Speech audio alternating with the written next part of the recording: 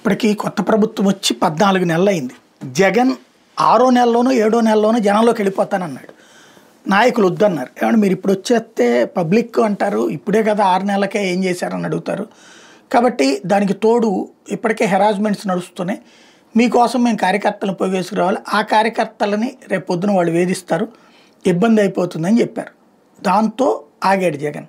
At the same time దాన్ని ఏమంటారు, పబ్లిక్లో ముందు కమిటీలు, బూత్ లెవెల్ కమిటీలు, మండల్ లెవెల్ కమిటీలు, గ్రామ లెవెల్ కమిటీలు, వార్డు లెవెల్ కమిటీలు, తర్వాత మండల్ లెవెల్ కమిటీలు, జిల్లా పరిషత్ స్థాయి కమిటీలు, ఇట్లా కమిటీలన్నీ వేసి జనాల్ని మొబలైజ్ చేసుకుని ఆ తర్వాత జనంలోకి వెళ్తే ఒక లింక్ ఇస్తే అన్నిట్లో ఫేస్బుక్లో లైవ్ రావాలి, ఒక లింక్ ఇస్తే అన్ని నెట్వర్క్ అందరి చేతుల్లో లైవ్లు రావాలి.